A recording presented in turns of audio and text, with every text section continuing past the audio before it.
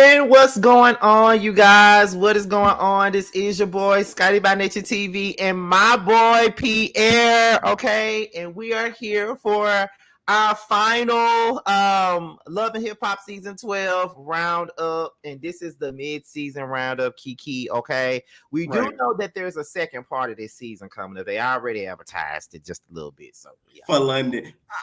We need the reunions back. Like, there is no reunions anymore. Like, that's so whack to me. Like, because we don't really get to answer questions. Can we start there first? Can we please start there first before we even get into these points that we have?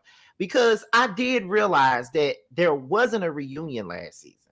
And I was so bothered by that because I'm like, how are we not going to have a reunion when all this stuff happened? Like, I'm thinking that they were going to address the elephant in the room with Spice and Erica Mena, where they're going to have Erica Mena come to the reunion and address it, and that was probably the biggest thing that they had. But was Erica and Bambi going to address each other again? What is really going to take place? And we didn't even have a reunion. And then I remember with Love and Hip Hop Miami last season, because I wasn't really watching Miami. I had given up on Miami. I ain't gonna lie, I had given up. But I've been giving up on Miami. see, my homeboy Terrence, he was watching it, and he said it was really, really good. So I tried to catch up on it based off the clips that I saw. It did look like it was good. I'm not gonna lie. But when I saw Shay Johnson on live saying, "Oh, we ain't having a reunion. They ain't giving us no damn reunion," I'm like, "But why not? Why we not getting a reunion?" I don't understand. I feel like it's a budget cut issue because I think the reunion pay is separate from the seasonal pay. So I think like the producers was thinking, "Hey, how we get around this budget? Because it's expensive enough to film these motherfuckers." Let me not curse these motherfuckers. Okay, so let's cut the reunion and just have these seasons. That's what I think. Because that's the only way that it could make some sense to me. Because I'm just like, because this season was really good. So it's like, why we ain't got no reunion? And then we got to sit here probably for another 2 months because they'll probably bring it back in January, February, somewhere around that time. Right. And we're gonna sit here for another 14, 15 episodes, and we ain't gonna have no reunion to wrap it up in the bow. And I'm just like, what's the point? Now, did you see the Miami trailer for the new season? Because I saw Princess slap the afro. She almost slapped the afro out of Amara la Negra. She slapped the negra out of Amara. Amara said, "Ah!"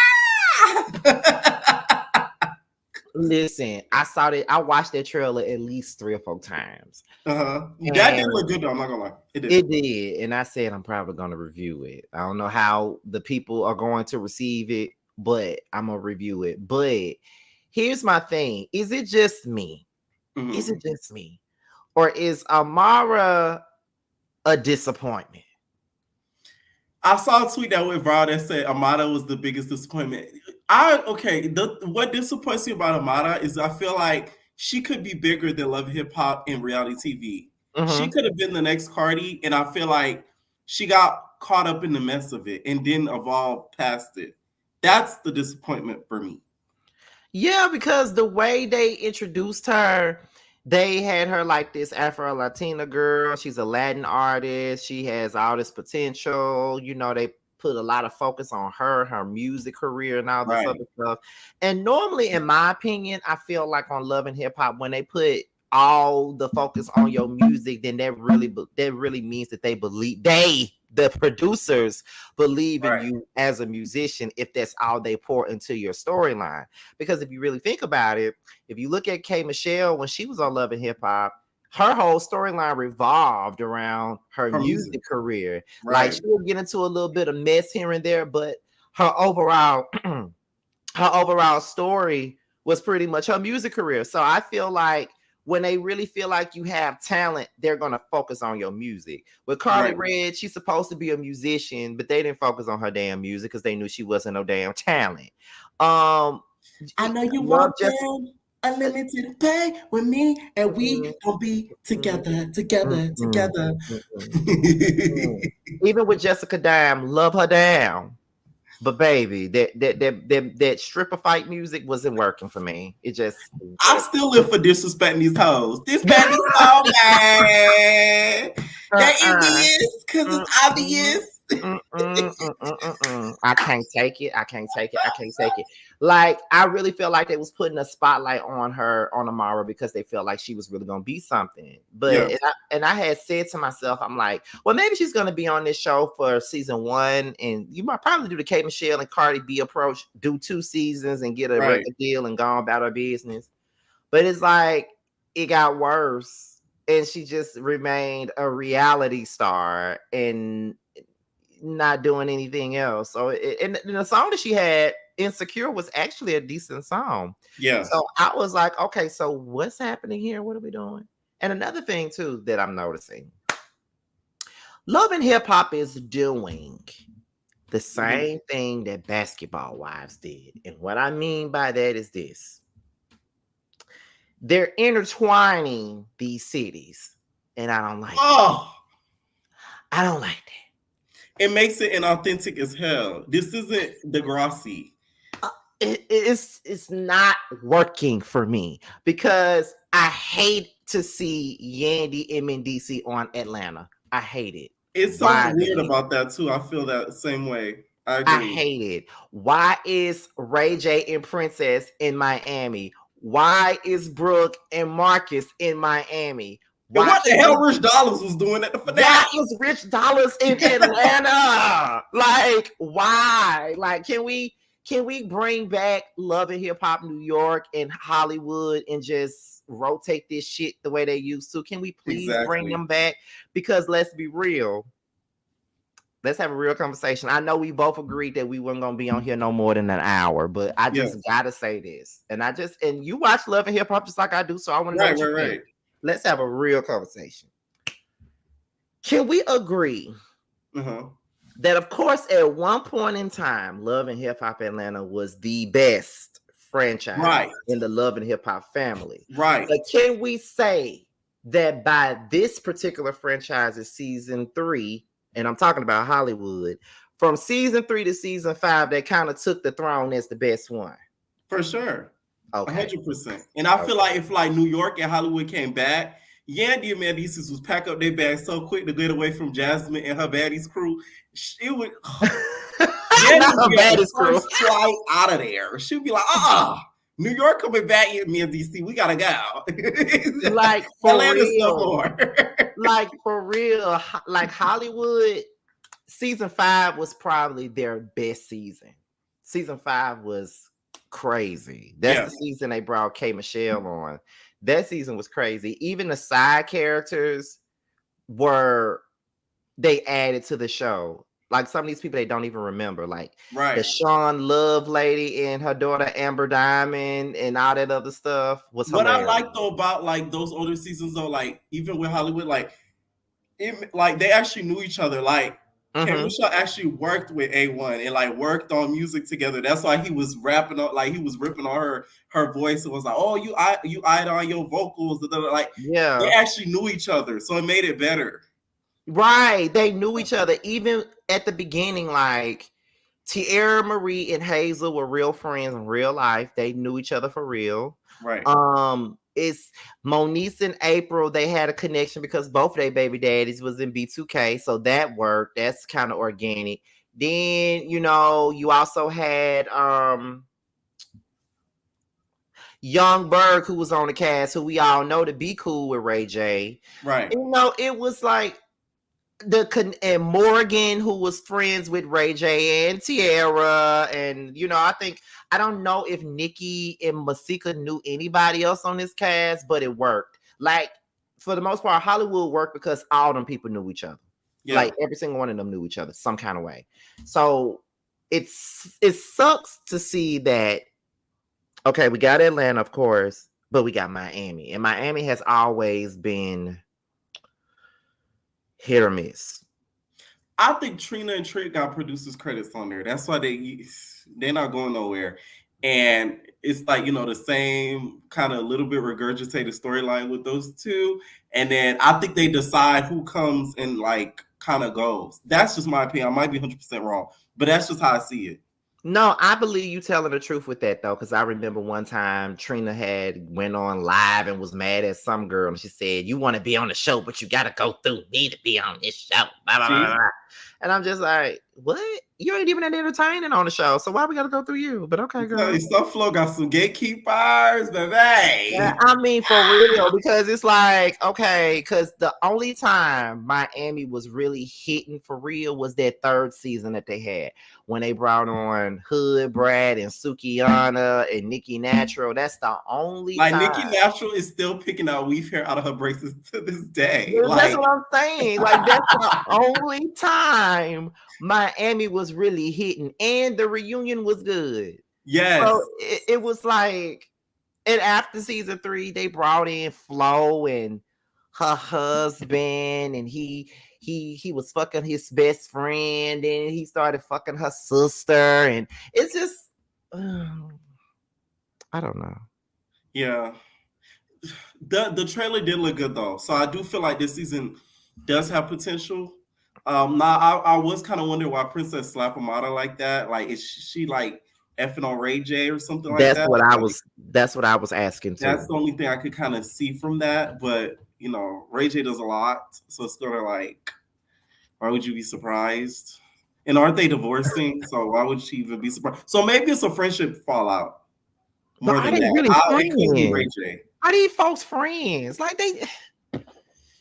It couldn't be Ray J. I don't think it's Ray J. Now with Atlanta though, this season, I do feel like the storylines were a little bit more authentic. I just feel like they could have added a little bit more interesting people. Sorry, y'all, if y'all hear something ringing, it's my dog. They Okay. could have added more interesting people throughout the cast to make it a little bit better. Like what they're missing on Atlanta is a little bit more messier people with a more younger tone. Like Shekinah, she don't do it no more. Like we know she's messy, but it's sort of like, oh, it's like an old dog with old tricks. You know what I'm saying? Like you always know they're gonna bite the squeaky toy and do a flip. Like we need somebody that's gonna do something a little bit like different and throw them in the mix. So I think that's what's missing from Atlanta is like a younger casting. To me, this is Okay. like grown in hip hop. Yes. Okay. So let me say this too then. Okay. Since we're moving into what we need to, because now we're talking about Love and Hip Hop Atlanta now. Right. Okay. So you said we need younger blood Yes. and messier people. Yes. In order to have that, some people gotta go. Right. Oh, people gotta go. Now, I'm do telling you, you bring think? back New York, Yandeecees. Okay, there we go. We gonna call them Yandeecees. Yandeecees gotta pack up their bags to go back to New York. Right. Okay. Kirk and Rashida start up a cooking YouTube channel for the restaurant. Chaotic gonna help you build it. Okay, he gonna help you get the viewership. He gonna know what content to put on there. He do a great job on the YouTube, right? So you think they should get rid of Chaotic? No, Chaotic could stay. Okay. I do want to see what goes on with him and Scrappy because, like I said, I'm interested in that because they were really close. Yes. Do you think that there's people on Love and Hip Hop Atlanta that have overstayed their welcome? And if so, who? We Kirk probably and agree. Rashida. Definitely. That's like a no-brainer. Like definitely. They making them the anchors, and I don't like that. I don't like that. No. Like that should have been like a first goner. Like they should have been gone like 2-3 seasons ago. Like there's no way Jocelyn has moved on and has her own show on a whole nother network and you guys are still there. Like that's crazy. It's like they need to go. Carly needs to go at this point. I don't know how much more juice she can squeeze out of this. She needs to go. I just feel like it's so crazy that Rashida and Kirk have lasted longer than most of the people that were on the show with them. Like, we know why Jocelyn is gone because she got her own show. But now, did you see what? Speaking of Jocelyn, sorry to interrupt you. Jocelyn said something about her making an appearance or something like that. What you think about that? Like on what? All of hip hop. I saw a post or something where her saying that she is gonna be paid for some appearance or something in regards to her being on Love Hip Hop Atlanta, like popping up or something. But how? How would that work? She don't have no relationship with no one. I just want her to show up with that bad wig she had on, with that manila envelope, and shaking it in front of Carly and be like, I have something on your baby daddy, Tilo. It just starts shaking it. I want her to just rattle up Carly. The best heydays of Atlanta was when Carly was when Jocelyn used to F with Carly. It just F up her mind. Those used to be the funny days. Because Carly used to be thrown off every time. She did. That's the one person that could really get her go, because Carly would be messy with everybody. And the only person she could not be messy with like that was Jocelyn. And I ain't even no fan of hers like that. But she could get, Carly fucked up at any given moment. Rashida lasted longer than Mimi. She lasted longer than Stevie J. She lasted longer than Erica Dixon. She lasted longer than Kate Michelle. Now, what I do think they need to bring a couple of people back. Okay, they need to bring 2 people back, Mimi and Stevie J. Because of the whole Diddy situation, I want to see what's going on with Mimi, and I want to see what's going on with Stevie, because Stevie could easily be implicated in this whole situation. So who knows what may happen with him. So those 2 do need to come back, and we'll trade them off for Rashida and Kurt. That's just my opinion. I would like to see Dime back, but I'm sure she's never coming back. I heard she has beef with Love Hip Hop, or something happened with them, or like she accused them that allegedly that you had to like sleep with certain people to stay on there, some crap, or something she said like that. That's why she started the Mint. And she was having bitches fight for 10K and a chain. Okay, so I don't think she'll ever go back. This sucks. Yeah, it's just like, I think that Love and Hip Hop Atlanta, it's not where it used to be, but I see the bright side. I think it's getting better because, like I said, I think this is the best season that we have seen past the pandemic. I could say that. That's the best season we have seen. Because I think that season with Light Skin Keisha, it was airing literally right before the pandemic started. Maybe in the midst of the pandemic started. Pre-Akbar BBL. Yes. So season 10 was trash. 11 was trash. It could have been better, but but I think season 12 showed that Love and Hip Hop Atlanta is actually going into the right direction of coming back to where it needs to. It's just that we need to get rid of certain people.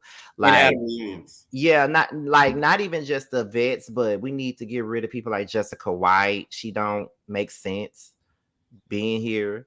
I believe Jessica has to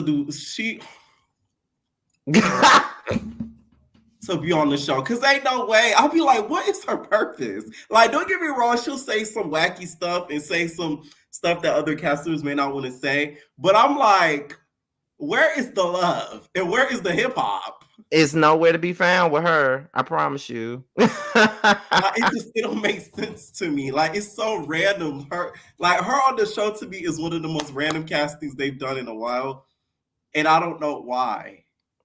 Right. And that's why I say, because it don't make sense to me. Like, maybe she knows somebody on the production side like that she got a good Judy on there or something like that. Speaking of people on the show, whatever. Now, we see on the finale, Yandy gave Mendeecees the ring and stuff like that. Have you seen on the online stuff with, people in the comments, the girls flirting with Mendeecees and stuff like that? Do you think to this day he's still like faithful and stuff? Because I question it a little bit. I've always questioned it, because from the very beginning, Mendeecees has proved himself to be a liar. I mean, if you really think about it, I think I brought this up to you on one of our other lives we did together, when I said that stuff about when VH1 did that web series thing about the whole web of Yandy, Mendeecees, and the baby mamas and stuff like that. It was lies being told in there. It's like he was playing all of them against each other, and they sitting up here hating each other. So I feel like, it could be some truth to the things that's being said. Yeah. I do think like he's still not the most honest and stuff. I just did like what Jasmine was doing at the end, because it's like, are you trying to like start your own like baddies, slut brigade. Like you just having like all the pack of sluts. You like, these are all my girls. Like you get what I'm saying? Like you are not Jocelyn. Like you feel me? Like you're just running around with a pack of girls that's nitpicking at relationships. Like you think that's like cool? Oh, trust me, we're gonna get into that. We're gonna get into that. But let's go ahead and get into these points because we are 20 minutes in and we literally just said we tired and we want to do this for an hour. Let me go ahead and get to these points. Okay, so we're gonna start it off because, like I said, you guys, we're doing episodes 10 through 14. We're not recapping every single episode. We're only talking about the most important points or the points that matters the most. Okay. Right. So the first thing is this whole thing with Ashley and Zane when she was pretty much saying that she doesn't think that Zane was taking her seriously. He denied being with Michelle while he was with Ashley. She kept saying that she didn't trust him. Zane says that he wasn't with Michelle when he was in Atlanta. He continued to deny knowing anything. Then he told Ashley that he talked to Michelle, which Ashley didn't know nothing about. Michelle says that when they sat down and talked to Michelle said that she knew about Ashley in 2014 and 2015, and Ashley was with him in 2013.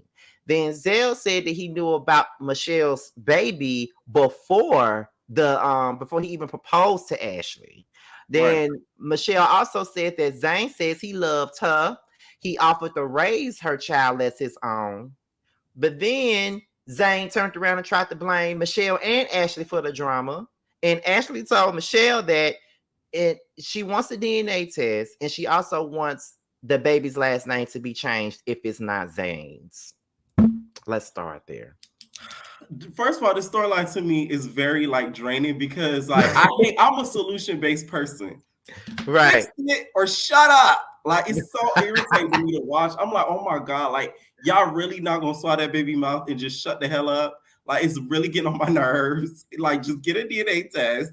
If you don't get a DNA test, don't be with him. Break up with the nigga. And it's just that's that. Ain't no more arguing over it. I just don't get it. And plus, the Michelle lady, you should be ashamed of yourself. How do you not want your son to know who his biological daddy is? Because to me, she wanted to be Zane, but that's just me. Like, that is crazy. I don't know. And also, I felt like she wanted to say them niggas was flying too much out her mouth. Like, girl. Nigga. I'm like, oh my God. It was real. Like, I felt like Michelle was slick being disrespectful as fuck to Ashley. Like, like the way she was coming at Ashley, the way she was saying shit like, well, he asked me this and he told me this. He said that he loved me and blah, blah, blah, blah, blah. And I've been knowing about you. And, a lot of people be giving Ashley the blues. But I kind of sympathize with her because at the same time, she's being lied to. She don't know what's true and what's not. Her husband lying to her. So she's sitting here talking to this lady that's supposed to be his baby mama, and they don't even know if she really his baby mama or not because it ain't no DNA test going on. And I feel like Zane really don't take Ashley seriously at all. Like I think he gets a kick out of her being mad with him. I think that really brightens up his day when she throw shit around and get mad and make threats about leaving because he knows she ain't going no fucking where. So he don't care altogether. He don't give a damn about her being mad. I just think he gets a kick out of her being angry. And I think that's fucked up if he does. But he don't care. And my thing is, why not tell Ashley that you possibly got a child with somebody else? And why would you sign the birth certificate if you don't know if it's your child or not? Why give him give him your last name if you don't know if it's yours? It's stupid. Yeah, like to me, I feel like Ashley's a little bit of like she to me is like a mini Rashida. Although she's gonna be like, oh my God, Zane, like what are you doing? You either do this or I'm done, Zane. She's still not going anywhere. So it's sort of like she's not the best solution-based person, so she's gonna stick around, okay? And I'm not that person. Like we either find a solution or I ain't sticking around. So it's like it frustrates me to watch it. To be honest. And to me, a big part of the problem is Zane's family.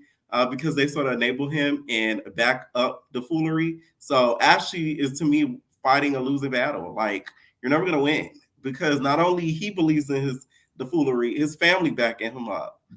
Okay, they had that that's another thing. They said, "What you mean? I know about the baby."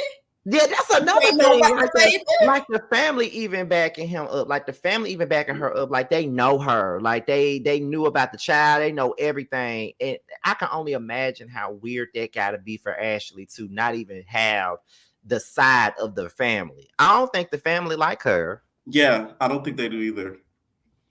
I don't think they like her at all. And that's why they want to push the baby as if it's his, to kind of shoo her away. Like, it's a whole scheme. Okay, it's very Todd-like. It's a scheme set up to come to us with the bullshit, basically. So let me ask you this. Though. Do you think that the storyline is real? I don't think it's real. Feel like it's because it's embarrassing for her. Like, I don't think she would want to fake something like that, because one, it involves a kid. And it involves a kid that's like, it's not her kid. I do think it's real, just because it doesn't look good for her. It is actually embarrassing, low key. So I don't think it's fake at all. Yeah, because some people were feeling like they came on and concocted this story so they can be on the show. I was saying to myself, I really hope that this shit ain't fake, because the way she looking. And it's a kid involved too, so that'd be even sicker. But then again, you have certain people on this show that play with their marriage for storylines. AKA Kirk and Rashida, they do it all the time. So right. Yeah, I wouldn't be surprised. But I don't think it is. I will say that.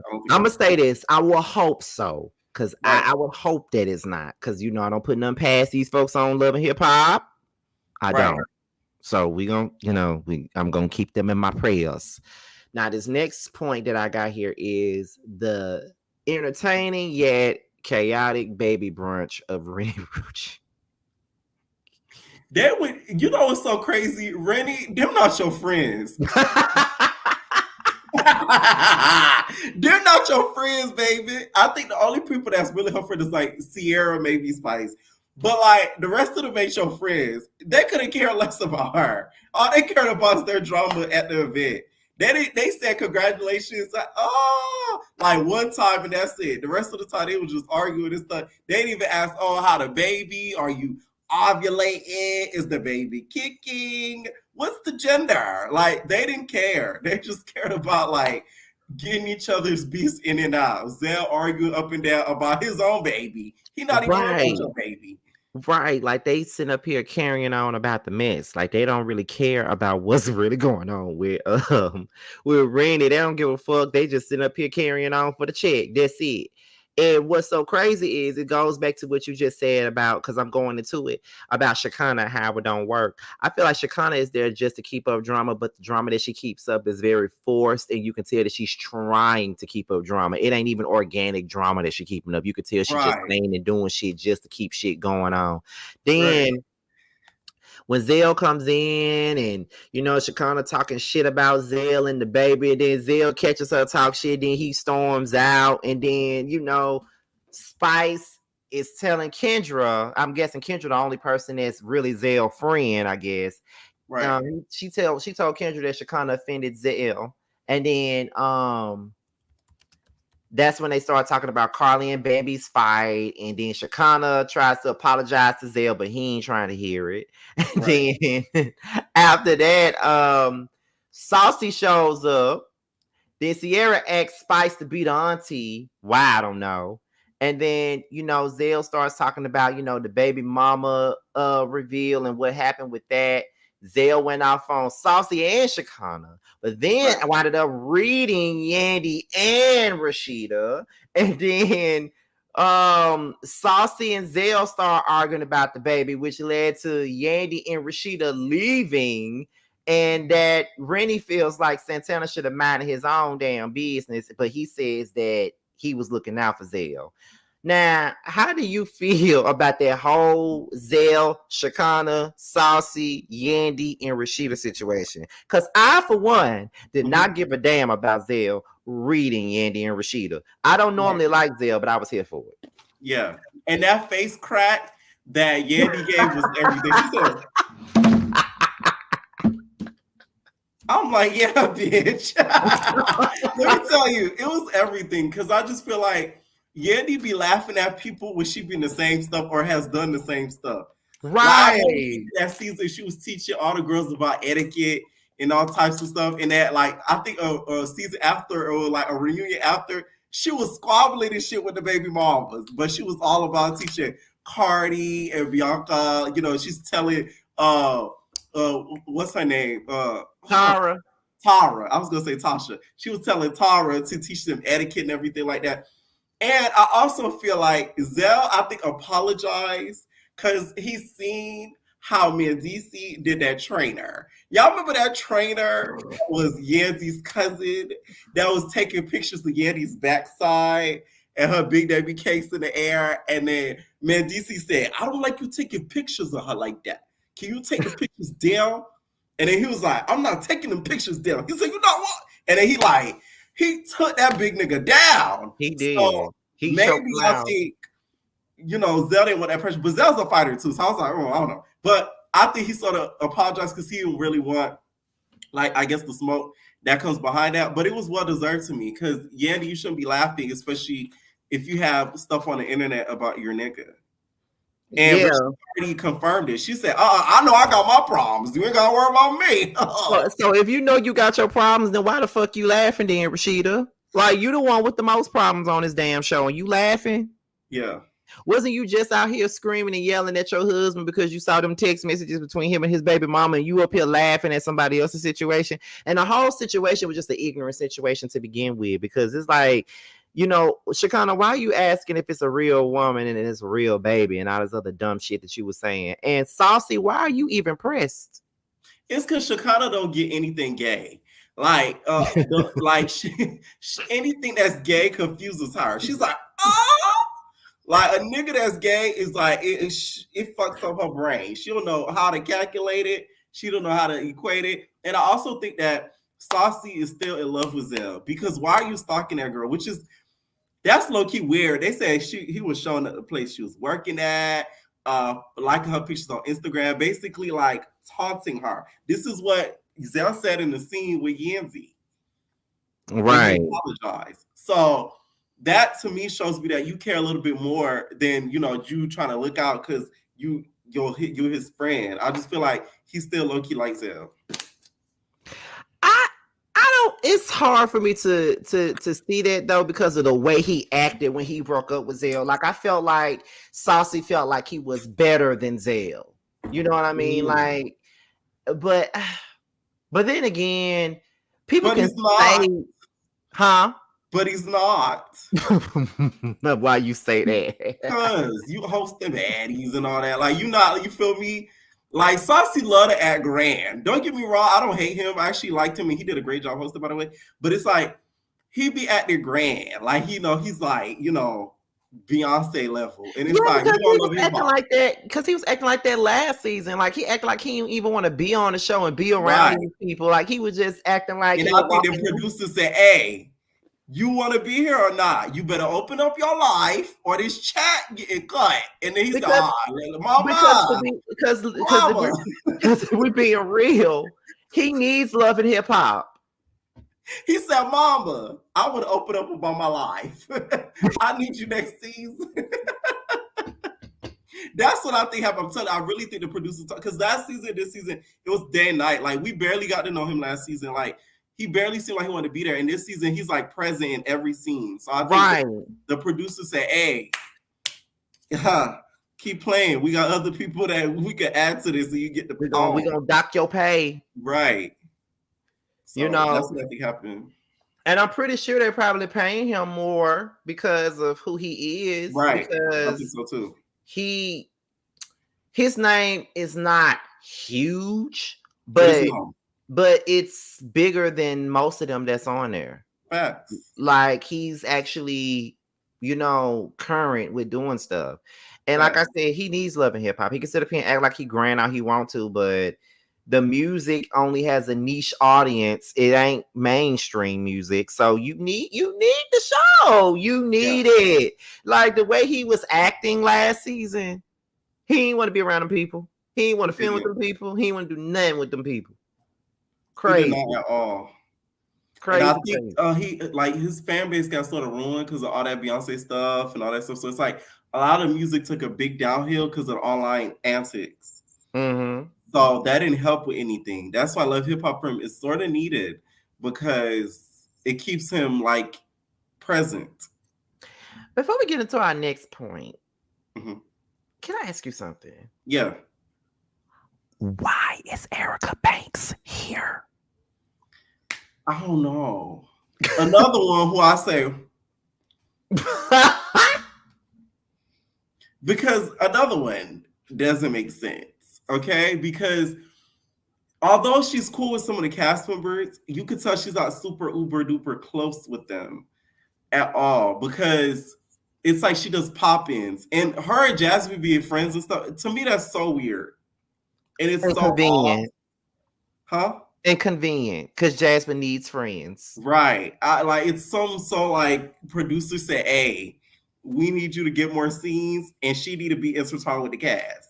Go over there and talk to her, go to her bar. Right. We need Jasmine we want Jasmine to stay on this show, and we need for her not to be pigeonholed to just be on being around Kirk and Rashida. So we need for her to get with the rest of the cast. Right. You ain't got no scenes, so you need to go over there and get with her so y'all can help each other out with this show because that's the only way y'all gonna be on the show. Erica took her big BBL and she went down to Jasmine's bar. It said, "Can I get a shot?"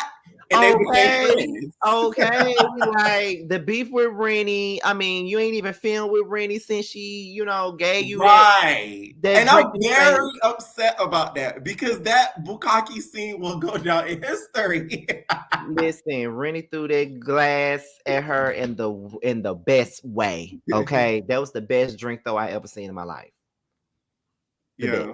The best. They need to film and scenes together a lot more. That's another thing too with Love Hip Hop.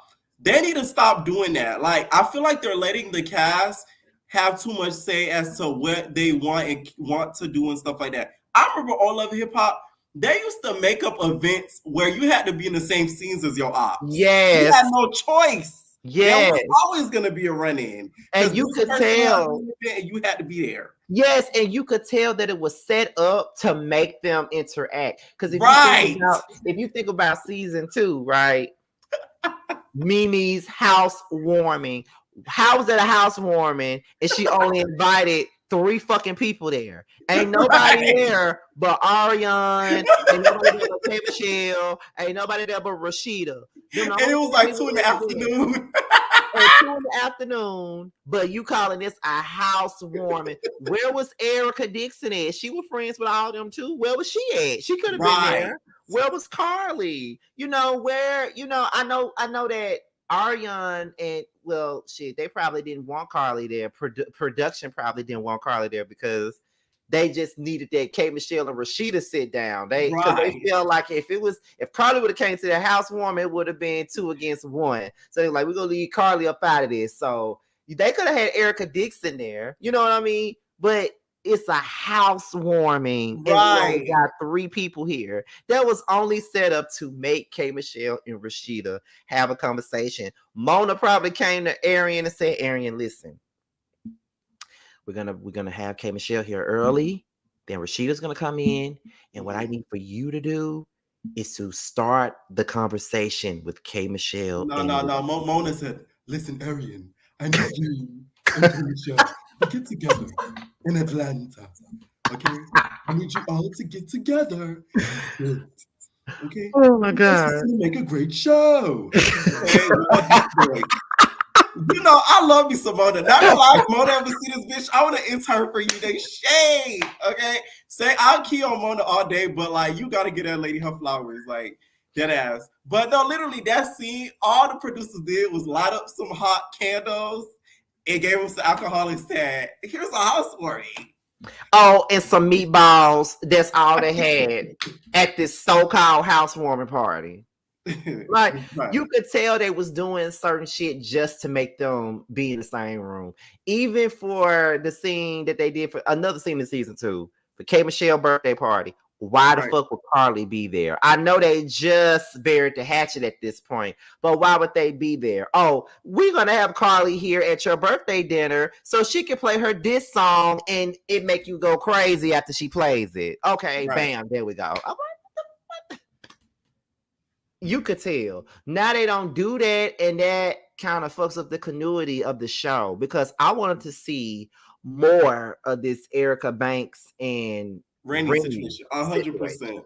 I wanted to And see they could more have of it. made up. You never know. No, Erica Banks would have never forgave her for that because that looked like somebody nut in her face by the time the cameras came up. I was like, ooh. It's like you got some wine thrown in your face, and it looked like you got your ass punched out too. Right. It was just pure white, just dripping. I was like, oh my God. Like, She was listen. like, oh. And Erica needs love and it needs the platform too. So I it's agree. like, what you doing? What you I got? think next season they're probably going to do the same thing they did with Saucy and say, hey, you're going to have to open up a little bit more. We're going to have to see more of your life, family, and all that. I really feel like Erica is scared to show us and tell us certain things because of the public. Probably. I think so. I think she's afraid because of the stand wars with the barbs and the cardigans and the bardigans and all these people. She don't want them to eat at her. So she's just like, you know, I do my little cheek pop up, shake my little BBL up inside the scene, go home. Because you know they will. Yeah. So this next thing is basically Sierra and Bambi. They pretty much, you know, forgive and forget, and they immediately go into Sierra's family drama. Bambi was even talking about the issues that she was having with her mama, and then Bambi was saying that she wanted to talk to Sierra's mama, and then you know, I think they went to some thing together, all of them, and they played like this communication game or something like that. And then Bambi was telling Cece that she was too close to Scrappy and his family. Sierra felt like Kim went against her. Kim thinks that Sierra should have dealt with the issues with her sisters differently. And Kim says that she felt like Sierra has always disrespected her. Disrespect is home, man. Here's the thing. I do feel like that whole Sierra and her mom thing was really sad because you could tell, like, Sierra was like genuinely hurt about it, and the mom didn't care nothing to take no responsibility. And I think that's where Sierra gets it from. She's seen it from her mama, so she don't take responsibility for nothing either. So anytime they call her out on stuff, she be like, "What I do, Carly? What you mean, Carly? What?" Like that's the thing Sierra get it from. She seen it from her mama, so it's like that's. I think that's why Sierra act like that. But do you think that, like the stuff with her sisters, do you think that Sierra was in the wrong, or do you think the sisters were? Because if you looked at season 10, that whole pandemic season that they had, Yeah, her sisters was disrespectful to her. yeah, And they did come across like they was jealous and ungrateful for the things that she did try to do for them. right. I think the family has a little bit of jealousy towards her because of her success. And like watching stuff like that makes me so happy. Like my family's not an internet type of family. I'm like, thank God. Like, you know what I'm saying? What else still even got Instagram? I'm like, oh, praise Jesus. Because it's like it would pain me for my own family to expose me. I would like break. I would break, knock on wood, hopefully that like that would terrorize me. Because it's like that's supposed to be like the people that know you, and they troll now them trolling you and literally exposing your life. That's another type of level of sick. So I do feel like the family and the sisters feel a bit away because Sierra has the fame, the success and stuff, and they probably wish they had that themselves. You know, sometimes that can be the issue too. You know, like it's like a sibling rivalry type of thing. Like they probably feel like, you know, it could be either they're jealous of her success or they're entitled to receiving the perks of her success. Because sometimes people feel like, you know, and it could be family members or whatever. Sometimes people feel like, well, because you doing this, you need to help me out with this. You feel what I'm saying? Right. Because I don't care if they're watching or not. I have a friend that's trying to do a podcast or whatever, and I guess they sometimes feel as though I'm supposed to do this and do that and do this. I can only do so much. You know what I'm saying? Listen, I've been there to that. Anytime Listen. we like, I want to start a YouTube. I'll start pranking. I'm like, oh Lord. Here we go. Like like one of my brothers, he was talking about he wanted to do a podcast and stuff like that. And I was just like, okay. And then he was asking me for tips on what to do. And I'm like, I can give you the tips. I can tell you what to do. But are you gonna do it though? I'm not gonna waste my time telling you shit because and then they get mad when they don't get successful as they think you are. Like for real. Like and then another thing too, because I had that same thing with my brother, my sister also tried to do a YouTube channel, and it was more so like a family vlog or something like that with her son and her boyfriend or whatever. She was great at editing, the camera quality was great, all that. Now she was posting videos, but then and she asked me, could I send some of my subscribers over to her? And I'm like, that's cool, I'll do that. Did that. She posted for maybe 2 weeks and stopped. I don't like that. Like, don't have. They don't know how hard it is. Yes, like don't like. I feel like when people try to do this, they think that because we got X amount of views or X amount of subscribers, that means we had it handed to us, and it took us like it happened for us like this overnight. No, it did not. Okay, no, it did not. Oh, they had a whole channel delete and had to start from scratch. Like, okay, they'll never understand that. Like, no, like absolutely not. Like, I've been doing this shit for next year. Going like on the 27th. It would be this channel's 14th birthday on the 27th of this month. It took me forever to get to where I'm at. I had to keep working my ass off to get here. Like I had to. Tired. You like, oh, like you don't want to upload. You like, oh, you not only that, you sit here and you watch your peers and the people that you started with, and you see how they are soaring and they done surpassed you, and you got to sit back and watch it. And you like, what am I doing wrong? Why am I not soaring the way that I need to? Because the people I started with, they are up here. I'm still trying to figure it out down here. It took me 10 years to really figure out what was wrong. I had to change my name to Scotty by Nature. I had to switch up the way I did stuff. And I'm not, even now, even though I switched it up 4 years ago, I'm at a point now where I feel like I got to switch it up again. So it's like you got to keep. That's how I'm feeling too. Yes, like you have to keep reinventing yourself. You have to keep doing like, because you can't do the same thing over and over again, because everybody gets bored, and then they'll find the next somebody else that's coming up, and they'll be like, well, I ain't got no time for Scotty, or I ain't got no time for Pierre. I can watch this person. Right. You know what I'm saying? And it's not even about competition or nothing like that. It's just about what it is. And the people that we know that be trying to do what we do and stuff like that, they really don't understand, and they don't get that it's more than just getting in front of a camera and talking to a mic, looking at folks talking. It's way more to it than that, and they don't get it. And you know what's crazy? What happened to me the other day too? Like, I said a joke on my video, and they took that saying, and other people have been posting and saying it acting as if they came up with it. So it's like you got to deal with that part of it too. Like the origination, sometimes people gonna steal your shit. Like I was like shocked. People kept stealing it to me. I'm like, whoa. People will steal from you. People will try to create unnecessary beef with you when you don't even know them. They would do all kinds of stuff, and people don't even get that. They think that it's all sweet because we getting these views, or we getting interviews, or we, in my case, probably you got an article written about you, or you got an award, or you being recognized, like all that other shit. Like, yeah, it's cute, but it ain't as easy as you think it is. It's just not. And it's not going to happen for you overnight just because you my sister, or just because you my brother. You know what I mean? Like, you gotta get out the mud like I did. And it is not easy mud. It is not. And I feel like that is the problem with Sierra and her sisters. I think that they want to get the perks of being her sister instead of working for their own. Right. That's what I believe. You know. Yeah, no, I agree. Let's see what else. Oh, before we move on, how do you feel about Bambi saying that she feels as though her mama is too close to Scrappy and his family? Do you think that's weird or? I get it, because that's my mama, okay? That's my mama in my Mariah voice, okay? Yes. Yeah. But when she said, "Oh, you asking him you need your asthma thing refilled," that was a little bit sick, Bambi. I was like, damn, maybe Mama D might be right, because it's like, you want the nigga to die? That's still your baby dad or your kids now. Like, god damn. I get you hate the nigga, but it's like, at least want him to be alive. That's all. You can hate him alive. Don't hate the nigga dead. Like, that's crazy. That was the part when she said that. I said, you shouldn't have said that. Like, you should just kept that out of there. Just be like, oh, I hate how you're close to me.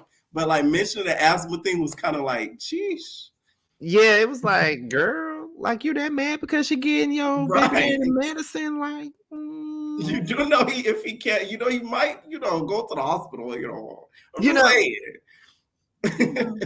Okay, Bambi. All right. So next is this Amy shit, right?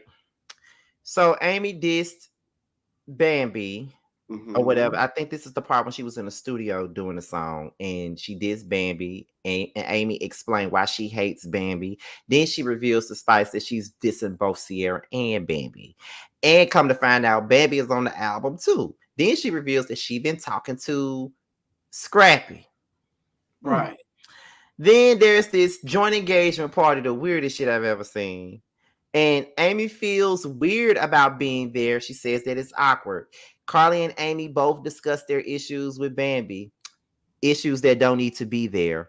Bambi apologized to Carly, then congratulated Carly and asked Carly was she endorsing Amy fucking with Scrappy. Carly said no, but the beautiful bean footage shows that she was. Then Carly. then Amy starts saying that Carly said that it's awkward with Sierra and Bambi, dragging Amy in her presence. Zell then asked if Amy was fucking Scrappy. Scrappy was off limits to Amy because she thought that Bambi was her friend, but now that she knows that she's fake, he's not.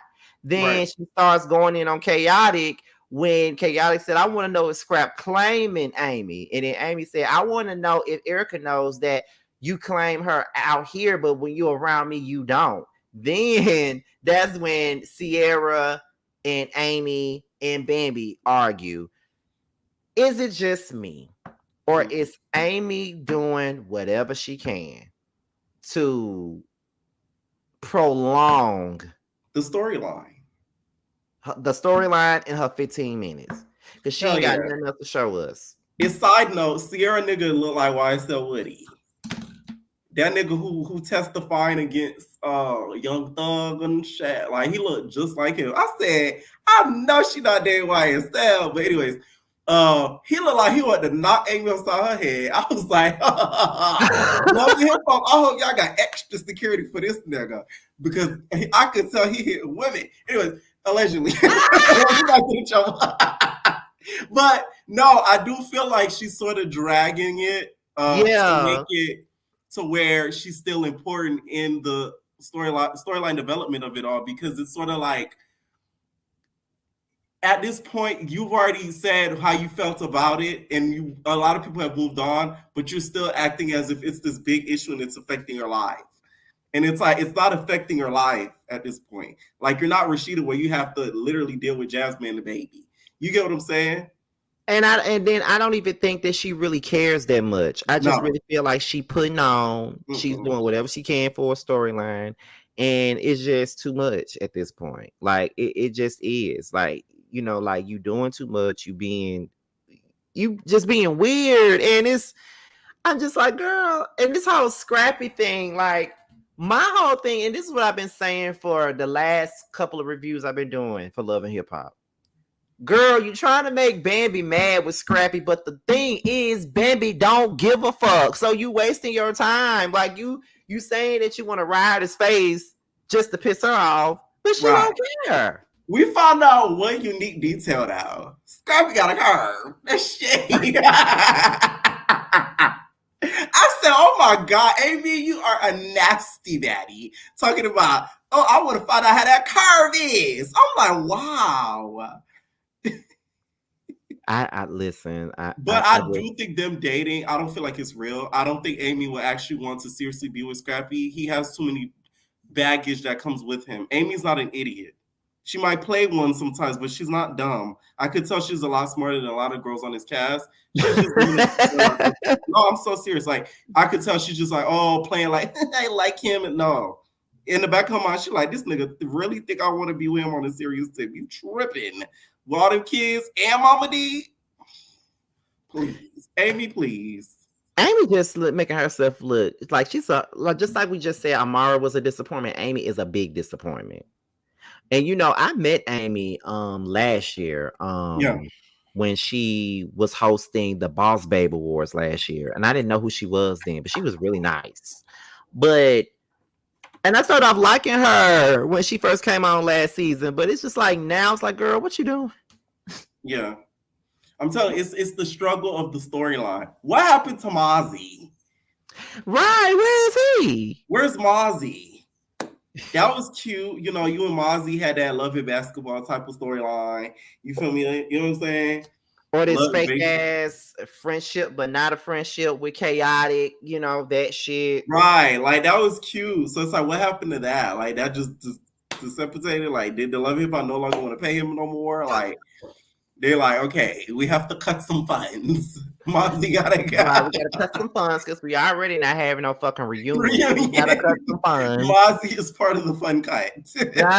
You gotta go. Next up, okay, so this is where we kind of get. This is the part of the show, y'all, where we kind of get just a little, just for a second. This is Carly and Jasmine. Jasmine lost her dad.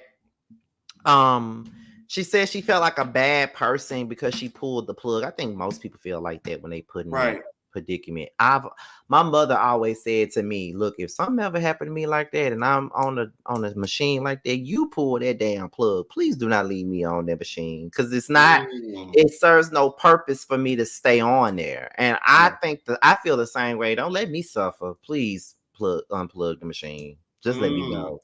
That was one of the realest, rawest things we've seen on Love Hip Hop in a minute. And it was actually really sad. And it showed a side of Carly we haven't really seen in a minute. And this is why I say, like, that whole Tilo and her relationship, I actually am a believer in it. And I actually want to see them win together. Because the fact that he sort of knew about, like, her situation and stuff like that, and with Jasmine, that showed me, like, they together for real, for real. This isn't play, or for just fun and a key in the storyline. See, when I'm right. They shades. You feel me? So I kind of like patted myself on the back when I noticed that because it's like, it's real. Yeah. I'm gonna give you that because I didn't believe it. I swear I didn't. Like, usually Carly go for like a ego ass nigga. Like, he might be like that behind the scenes. I don't know. But like, from what he shows on camera on these networks, he don't give that to me, baby. I mean, I may be wrong, bro. But you got a point though. I ain't gonna take it from you. You got a point. Yeah. So, okay, we ain't gonna stay on them. The next thing is Kendra and Jock and this whole Mo thing. I think that a lot of us are annoyed with Kendra because all she do is yell, scream, and don't do shit about her situation. It's Joceel that every time we turn around. But I do think that in this particular situation, she had every right to be upset because I felt like Mo really could have shut that shit down. But instead, she allowed people to believe that she was fucking Jock. What you think? Because when Kendra said that she felt she owed her that explanation and Mo was like, bitch, I don't owe you shit. I'm like, you kind of do. Right. To me, that scene was grounds for divorce. I don't give a what nobody said. Yes. The way that he did not defend Kendra and like told Mo, oh, calm down, go away. I was like, are you Kendra is a good woman. Because other women would have knocked her and him out. But peep this though. Not only did he not defend Kendra, but he also tried to blame her for her reaction. Like, are you serious?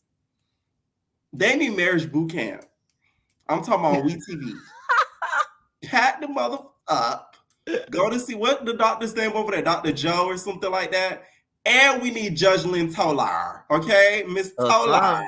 needs to be involved in this because Miss Tolar is the only person that could fix this. It doesn't make sense to me. I like he did this to her. Like it was. I remember watching a recap of the episode. I was like, this is so crazy how he's gaslighting her like this, as if she did something wrong when she did nothing wrong. That is the part that was getting me the most. I'm like, she's not wrong here. Mo could have shut this shit down. And for her to say to Kendra, if I want your man, I can have him. Right. That lets me know that there has been some kind of inappropriate behavior going on. Because it was going down. Because I know if I said some shit like, if I wanted your man, I could. I'm saying it because your man has tried me before, right? And I know that if I really wanted to, I could snatch him up if I want to. Right. It is the way she was looking at Jock in Autumn sees that she was with him, licking her veneer. She not licking her veneers. She's smiling and stuff, looking at him with them googly eyes. I say, yeah, they either done fucked, he tried to fuck, or she tried to fuck. One of the three. I'm sorry. I don't care what nobody said. It's or something happened. They kissed, or he ate her box or something. Oh, yeah. Something happened. You know, and I feel like, and then I don't know if let me see if you agree with this or not, because we both feel like he did gaslight the shit out of Kendra in that situation, but I feel like he was so calm and demure when it came down to Mo is because he knows that she knows that something happened between them, right? And she don't want her to say something. Yet. Yeah, like you ain't fooling me or nobody else for that matter. So we agree about that. Now, next is Kirk and Rashida. Rashida let Kirk back in the house. Right. She confronts him about the text messages. He explains that whack-ass reason why the texts were deleted in the first place. Rashida said Kirk didn't stand up. She still gets triggered by the whole situation. Mm-hmm. Kirk denies fucking with Jasmine or wanting to fuck Jasmine. I feel like that's a lie. Rashida says that Kirk needs to find a way to deal with the Candace situation, and he said that he's going to go through all the legalities that he needs to, as far as putting his name on the birth certificate, talk about child support, all those things that he should have did a long time ago. Right. So to me, the fact that he was on the birth certificate to me was very strange. I'm like, you would have thought this was a brand new baby, like a newborn. I was like, wow, like that's really sad. That poor baby. Like it's really sad that like certain storylines involve kids so heavily, because now they're gonna have to watch all this back and be embarrassed because their name is known and everything. Okay. Not only is the name known. Carter. Right, but not only is the name known, but then you see how the parents and stuff that was involved and the step parent involved was acting and how they resented the child. Because I don't care what nobody say, Rashida resents that child. I don't care what nobody say. She does. Mm-hmm. And you know, we have a lot of birds out there that really believe that she is right for resenting a fucking child. A child that didn't ask to be here. A child that I feel like, and some people was like, if my husband had a child, I wouldn't accept that child. Okay, so I feel like if you're not going to accept the child, that's on you. You don't have to. But if you're not going to accept the child, why take back your cheating ass husband that made the child then? Right. That don't make sense to me. I feel like Scotty, Beyonce did it. Nicki did it. Like Rashida said. Michelle Obama.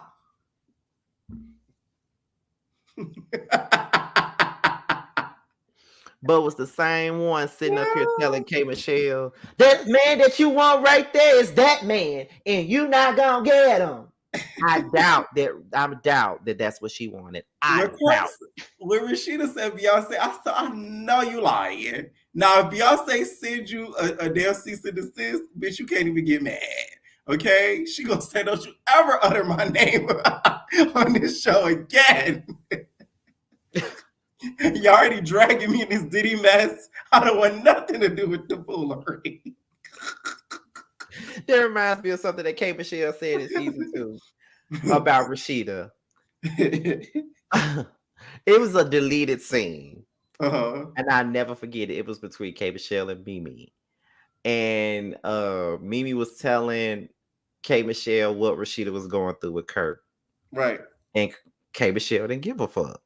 Right. And so Mimi was like, come on, Kay. And then he go, Kay. She was like, what? She's been kicked off her pedestal. Oh my God. Oh my God. I am married. I am Jay-Z and Beyonce without the checks.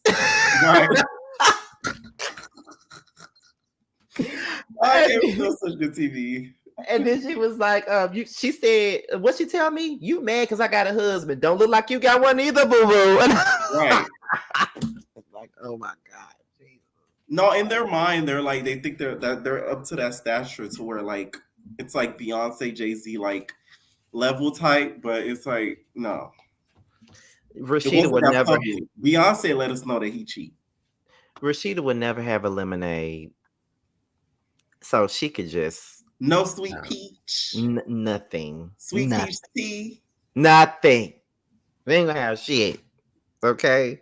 So now they do the rehearsal, and then Bambi and Chaotic, they talk about the issue with Amy, the smoke that Chaotic and Scrappy got. Then Shekinah performs, and they Bambi and Chaotic calls Amy angry Luciani. Then Ashley told Zane that her son might be living with his father for the school year, and Zane felt some type of way about that. Right. I feel like this, Pierre. How dare you? Yeah. Now, if Ashley doesn't get a DNA test without their permission, they're gonna be real mad. That's what I'm saying. Like, just get the thing. She asked you to get a DNA test, and you didn't do it, and now she's showing you that bitch. Okay, this what we doing? Okay, so you want to act like you don't want to get no DNA test? You want to act like you want to play these games with me? I'm gonna show you. And just like she said, yeah, I didn't tell you about my son staying with his dad, just like you didn't tell me about the Michelle. So, like, everybody felt like it was petty, and it was petty, but that's what he did to her. Right. And didn't you feel like the performances and stuff, it was giving a little bit of like karaoke vibes. I said, are they rapping karaoke? Because I was like, that whole album is a karaoke. That whole album is karaoke to me. That whole Love and Hip Hop project is karaoke. It's kids bop is what it is. That's what this shit is. Cause like, girl, better yet, it wasn't giving karaoke. It was giving Wild Out freestyle. A song, because how you gonna expect this? Got to be a plot for the story. Because how do you expect me to take a Love and Hip Hop album seriously, and you don't have the real artist from Love and Hip Hop on the album? Like you got Scrappy, he's a real artist. You got Zane, he is a real artist. You have Shekinah, who ain't no artist. Sierra, who ain't no artist. Bambi, barely. Listen, Shimmer went #1 goal. I don't know what you're talking about. Child, look. Amy, barely. Never heard a song from her day in my life. I heard she ghost writes a lot. Oh, okay then. Yeah, I heard she ghost writes a lot. Who else? Jock was on it, but he dropped out with good reason. So it's like everybody that's on there, they ain't no real artist. So you expect people to spend their money and take this shit seriously? I'll go for the pictures. Okay. Okay. I'll listen to that on the iPod. Because it's like nobody's really gonna go there for the musical like feel of it all. Like, oh my God, I want to see Rashida. You know what I'm saying? Oh, you see, I didn't even name her. She's not an artist either. I will say though, that track that Scrappy did drop, I like it. The one with Spice. I have something. Pull up. And I have something. I mean, yeah, because Scrappy has actually made good songs in the past. Like, he knows how to make a good song. It's just these other motherfuckers, I don't know what they doing. Yeah. I don't know what none of them doing. So the last thing we got on here is the performance. everybody performs their songs, and then Sierra's this record kind of set everything off. Scrappy felt disrespected to the point to where he ran up on Chaotic. Spice wants to cancel the album, but Yandy, Shakana, and Rollo, who just popped out of nowhere, disagreed. Jasmine blast Mendeecees. Erica, her friend Erica, is friends with Mendeecees' so-called mistress, and then Yandy and Erica gets into this squabble, and then Kirk and Jasmine kind of come to an understanding, but then it goes out the window when Kirk wants her to take back the fact that she said that he was trying to fuck her. Right. Now, with this payment plan that they came up with and stuff like that, do you feel like that was Jasmine's end goal, just to get that big ass increase? Because the moment he said, okay, let's sign the paperwork with that amount, are you okay with it? And she was like, deal done. And then she got to go. Do you think that's her end goal? Yeah, she wanted the money. Yeah. I ain't gonna lie. I feel that way. She wanted the money. She accomplished her mission if that was. I mean, damn. The bitch is I mean, she got what she wanted. She wanted the money, and that's what she got. Yeah. When it comes down to Kirk saying, well, I took back the stuff about the birthday suit. Can you please say that I never tried to sleep with you? And she was like, I'm not gonna say that because that's what it was. Right. I believe her. Yeah. No, I do. I believe her. Chaotic and Scrappy. Thoughts on it? Like, it showed how Scrappy's a liar. You never said, nigga, you said, what's up? Like, I was like, get out of here. Like, you never talk about I tap bro on the shoulder. This Scrappy like, I tap bro on the shoulder, bro. I just wanted to talk, man. And then he got freaking out like a fit naive. Okay. I'm like, get out of here. Even Lil Zane was like, you did not tap him, Scrap. Like, Lil Zane hadn't even call you out in the confessionals because you lied. Okay, this is why I'm telling you, I believe Chaotic in a lot of their beef because Scrappy don't be telling the truth at all. At all, he does not tap him. He does. Some people don't take. Mind you, Chaotic said in that scene they was filming for 10 hours, so he probably wasn't even in a good mood to get, met with that chaoticness. Right. Right. They've been there for 10 damn hours. That's crazy how they be filming that shit for such a long time, and then we see it and it be split up. I'm telling you, I remember I did extra scenes for Love Hip Hop Miami. They filmed so long and they literally air like 2 minutes of it. I will never understand it. It doesn't equate to me. I'm like, you guys literally wasted so much time for something that's gonna be on TV for like a minute, maybe 2 minutes, maybe 3, 4. That's it. But like they have stuff there, like from like I remember this one scene I did with Suki. We had to come there like 6. We didn't leave until like 1 in the morning. And she came there for like 20, 30 minutes tops and got the fuck. Literally. Like that's why I stopped doing that like years ago. Cause it's like it's such a waste of time and they don't pay that much. I ain't that thirsty for clout and fame. Bitch, I need my coin. Like that thing is crazy. Like I'm telling you, like they film long. Y'all can't have me sitting there all day. And it's a waiting game too. Like they'll have you there and you're not even gonna start filming until like hours later. Like we got there 6 minutes, start filming till like 10. Yes. Oh my god. Because they gotta set stuff up. They gotta da. It's so much, like, bro. That sounds like a lot. Yeah. No, there's a reason why they start reunions. that thing is expensive. It's not cheap to tough. I bet. Because we got and the ratings are not that great either. So that's like so the last thing, do you think that Jasmine, what do you think about Jasmine with this Mendeecees thing? And do you think that Mendeecees is, we kind of touched on it earlier, but since we're here, do you think that he is really cheating on Yandy? And did you think that it was Jasmine's responsibility to expose it? Because when I did my review, although I've been team Jasmine all season, I just did not understand how this directly affected her for her to want to expose it. Now, one could say, well, Yandy put her mouth on her business with Rashida, which she did. So she probably felt like, okay, maybe You said you want to put your mouth on my business. I'm gonna put my mouth on yours. What do you think? To me, it was very like bad of Jasmine because it's like I'm telling you, I said in the beginning, she started like a baddies slut brigade because it's like, why are you just walking up with like mistresses like, you know, she's your baby dad? Like, that's like, whoa, like, what are you doing? Like, what's your purpose in doing this? Like, you just going around Atlanta just ruining relationships and telling people about their relationships that's you know in turmoil. I do think though that there is truth in it. Right. There is truth in it.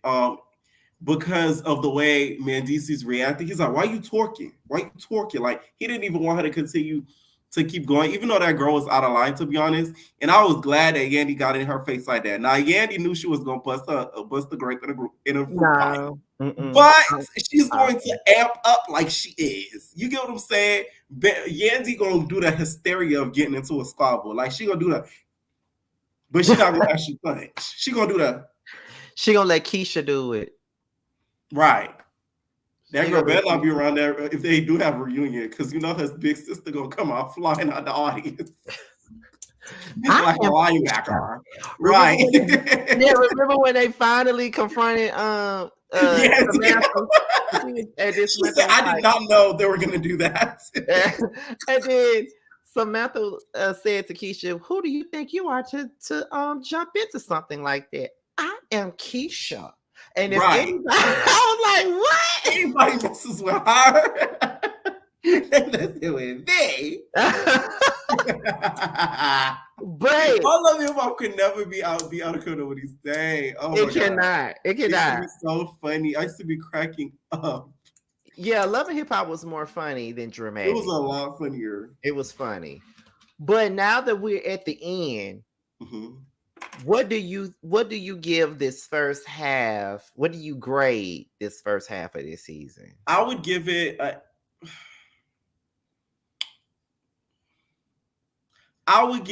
C plus. Oh.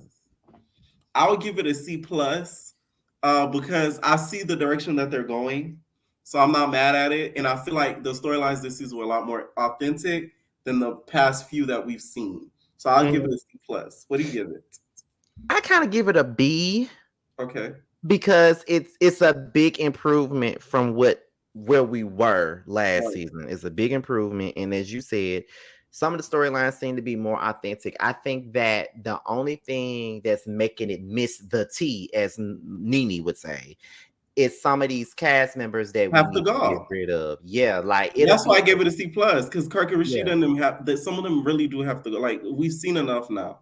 Yeah, like it's only so much that we can do, and then you can tell that Kirk and Rashida are struggling because we had to bring Jasmine back. So when you got to bring her back, then we already know that you need this. You need her to stay on. So yeah. Well, do you think that we're gonna do this next time? Yeah, we are for Atlanta. Okay.